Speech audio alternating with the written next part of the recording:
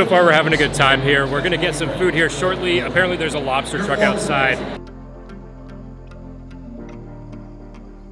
What's up guys? So we're here today to talk about a subject which I know I still even have issues with and I'm still trying to get used to and better at. That I think is pretty common for a lot of people, whether you're starting out on YouTube or even if you've been doing it for a while, and that's vlogging in public. And how do you get over those fears? I've got 3 tips and tricks that I really found that work well for me. So we're gonna have some fun today. We're gonna take a look at a vlog I actually recorded yesterday. I went to Santa Monica Wine Fest, which was a pretty good time. It was in a really cool space in this hangar. So let's take a quick look at that now, and then we'll bounce back and forth between some tips and tricks throughout that vlog.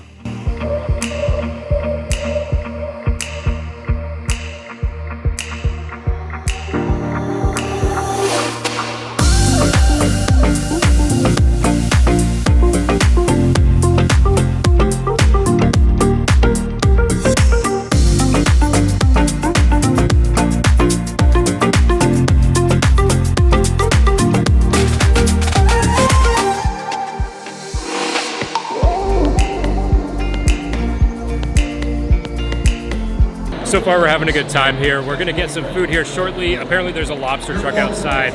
I love lobster rolls, so I'm really excited for that. Really cool event kind of stadium too. It's inside of a hangar over at the airport. So we got airplanes outside. Really easy to get wine too, so not the same thing as we had at the Paella Festival. So far so good. Let's have some more fun, drink some wine, and more importantly, get some food.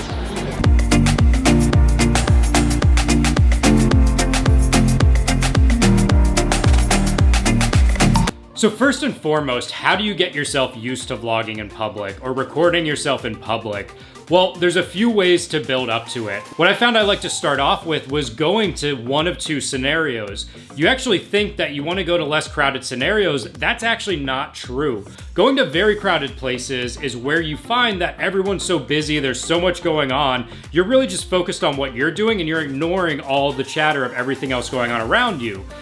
On the stark contrast of that, maybe you want to go somewhere a little bit familiar. You can go there earlier in the day. For example, I like to go down to the boardwalk and film. So what I did is I started out going down there around 6 a.m. and by doing that, I ended up avoiding nearly everyone, but I got myself out in public. I wasn't filming inside of my studio, just staring here at the camera. I actually had a good time, and it gets you into that mood. By the time people start coming out, you're in the zone, you're filming, you want to finish what you've been filming, so you just kind of keep on rolling. Let's talk about the middle ground of this and why you should avoid kind of that semi-crowded scenario, because at that point, you're very aware of what's going on around you. I don't like people watching. There's small groups kind of spread out in between. If you're walking past someone and they're talking on their phone like they're on FaceTime, or you're talking to your camera, you're kind of listening to one another. Even though you're not gonna bug that person, you're very aware of what's going on, what they're saying, what they're doing. So tip number 1, start off in either a public area you're comfortable with and try to get there before there's normally a crowd of people,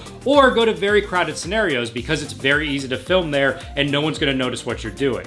Tip number 2 comes down to what equipment you're gonna use in public. So even though you may have something like an A7 III, you don't have to start out vlogging on that. Reason being, when you go out in public and you've got this crazy setup, you've got a giant lens on here, a microphone on the side or top, you've got a gimbal, that draws a lot of attention. We live in a day and age where everyone's on their cell phones, everyone's taking pictures, whether it's of themselves or what's around them, so people are used to this. Go out and try vlogging with your phone, maybe with something like a DJI Osmo Pocket where it's less obvious that it's even a camera. What this does is it gets you used to talking in public, it'll warm you up, and people pay less attention to you than if you had a giant camera in your hands. At the end of the day, content always matters over the quality of the video. If you tell a good story, people are gonna be more engaged and wanna watch it than if it just looks visually stunning. But starting off with smaller gear isn't gonna hinder your story necessarily, it may just hinder the quality of your picture a little bit or your audio. At the end of the day, if you can tell a good story because you're in your comfort zone on a smaller device, it's gonna make much more sense than being awkward on camera with a really large device. So being as engaged and as comfortable as possible with whatever you're filming on really comes off in your story and your overall film. Tip number 3, obviously you've got to practice, but another good way to kind of get yourself in the mood here is to start off in the studio. Even if it's things you want to show out when you're filming or do out on the street, start off, film your intro.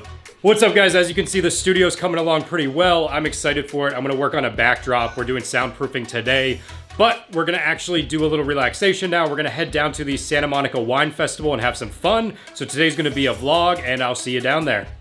Talk about what you're about to do. Even if you're not gonna show it in there later on, it gives you a good chance to really start getting in this talkative mood where you're talking to your camera, you know what you're doing, you're happy, and then by the time you get outside, it's just smooth sailing and you kind of keep rolling. All right, so we're headed back from the wine festival. It was a pretty good time. The food was excellent. I really liked that one stand that was kind of overpouring us a little bit of rosé there.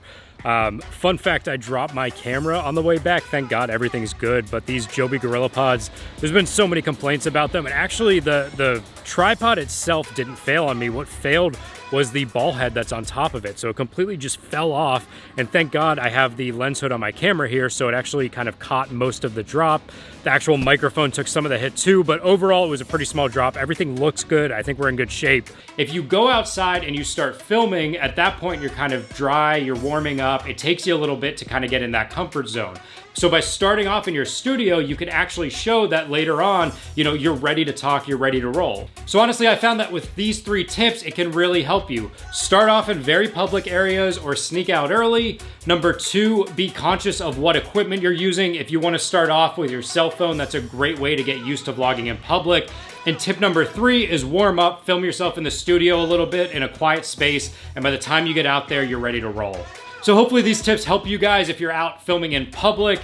If you have any questions, feel free to post them below. I've got lots more content coming now. We're working on the studio. You can see it's coming along a little bit better. We've got a backdrop and a desk coming this week, so I'm pretty excited. We should have a good setup by next week, and then I'll give you guys a full studio tour. If you haven't already, consider smashing that subscribe button. As always, it's been a pleasure, and I'll see you guys next time.